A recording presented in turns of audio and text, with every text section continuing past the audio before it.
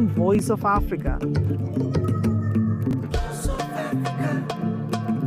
The story of resurgent and burgeoning Africa is here, only on the Pulse of Africa channel.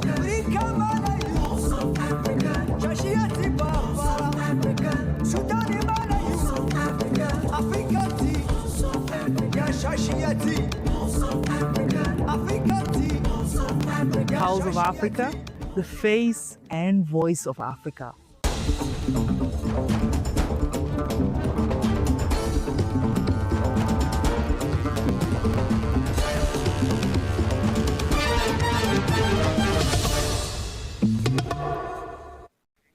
Hello, I'm Gamechi Samandida, your host for the news this hour. Stay tuned. First, Sierra Leone.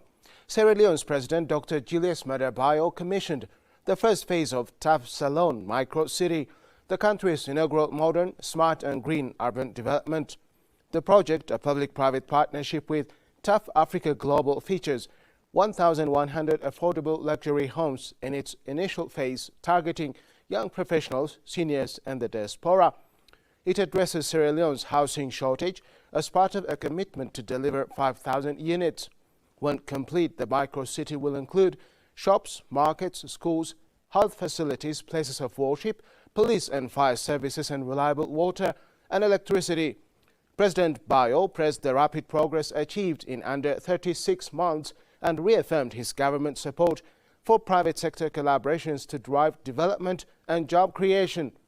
Taf Africa Global CEO Mustafa Nie thanked the president for enabling the investment, while Lands Minister Dr. Turad Sensei highlighted reforms aiding sustainable housing. The commissioner underscores inclusive growth and improved living standards for Sierra Leoneans.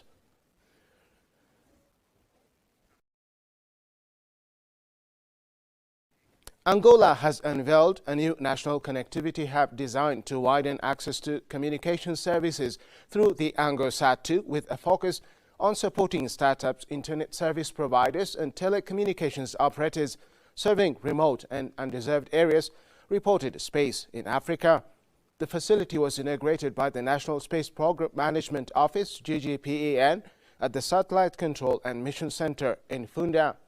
Conceived as a central interconnection point, the hub is intended to simplify both the technical and commercial pathways to accessing AngoSat2 services, particularly for connectivity models built around very small aperture terminal VASAT systems.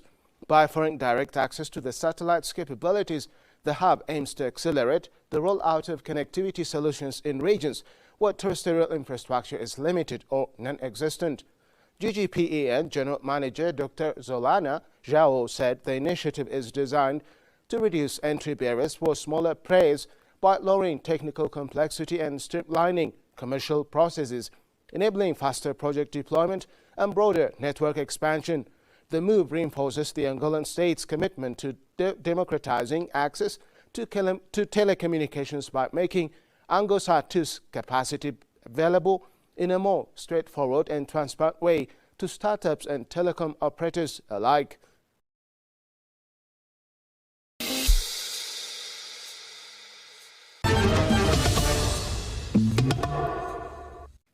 The United Nations Development Programme UNDP in Libya said on Monday it had approved a $5.8 million project funded by the Global Environment Facility, GEF, to address environmental and development challenges in the Ubari Lakes Basin in western Libya. The 5-year initiative, to be implemented in partnership with Libya's Ministry of Environment, will focus on combating land degradation and biodiversity loss while promoting sustainable economic development in the region, UNDP said in a statement. The project will also lay the groundwork for the proposed Ubari Lakes National Park, covering about 100,000 hectares, and includes plans to rehabilitate 225 hectares of wetland and oases. UNDP said the initiative is expected to support around 2,250 people, half of them women, through sustainable employment opportunities and to create about 700 new jobs in ecotourism and sustainable agriculture. Integrating nature-based solutions with local cultural practices is a key step toward meeting Libya's climate commitments under the UN Convention to Combat Desertification and the 2030 Agenda for Sustainable Development UNDP said.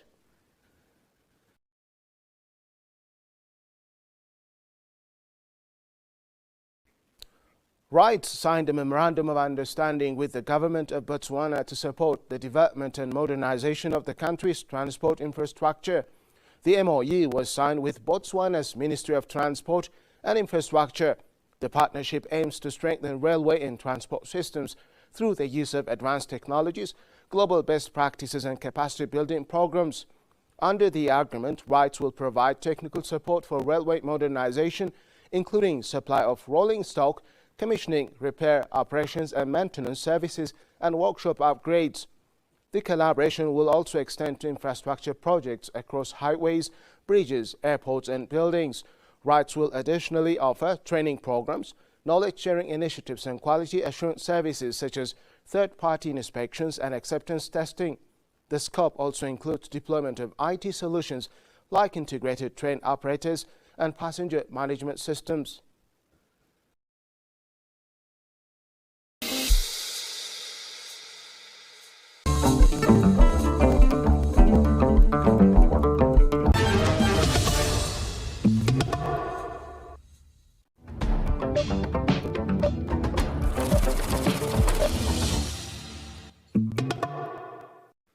Now, business news. The Board of Directors of the African Development Bank Group has approved a $60 million trade finance transaction guarantee facility to support the trade finance activities of Equity Bank Kenya Limited.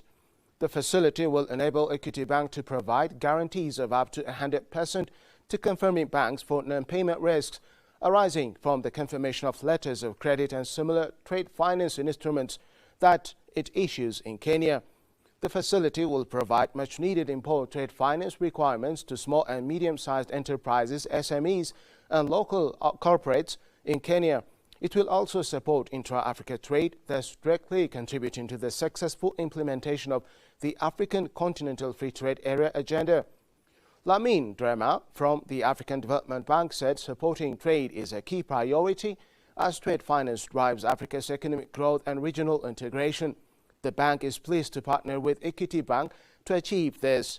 Moses Nyabanda of Equity Bank Kenya said the new facility helps Kenyan small and medium enterprises facing trade finance challenges. It will boost their growth, reduce risks and make importing easier and safer.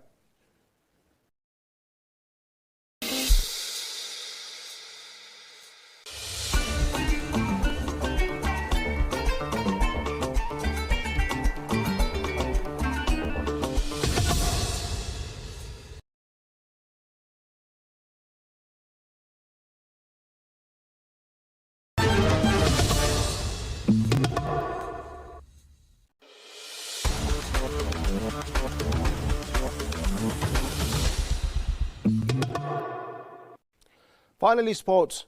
The Uganda Football Federation, FIFA, has unveiled a comprehensive incentive package for the national team, outlining bonuses for AFCON qualification, tournament participation and on-field performance. The proposal, which covers players as well as technical and support staff, is aimed at motivating the squad as they push forward in the Africa Cup of Nations campaign. Under the qualification component, each eligible member of the team setup stands to earn $10,000 paid on a pro rata basis, depending on involvement across the 6 AFCON qualified matches. In addition, FIFA has detailed daily allowances for tournament preparations, with participants set to receive $100,000 per day during the 12-day international camp, a $200 per day during the AFCON camp, and a $1,200 match fee for every game played at the finals. Performance-based rewards from the final pillar of the package, with escalating bonuses tied to results. Group stage finishers carry payouts of $8,000 for third place, $10,000 for second, and $12,000 for topping the group. The knockout rounds come with cumulative bonuses ranging from $14,000 for reaching the quarterfinals to $30,000 for lifting the AFCON trophy. FIFA President Moses Magogo is understood to be pushing for the agreement to be signed as Uganda prepare for a crucial showdown against Tunisia on Tuesday.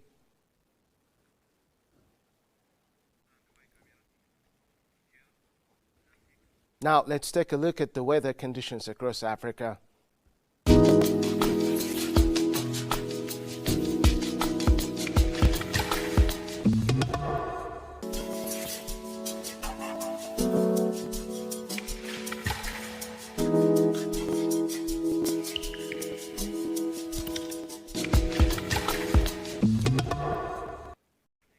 That's it for the hour. Thank you for watching and goodbye.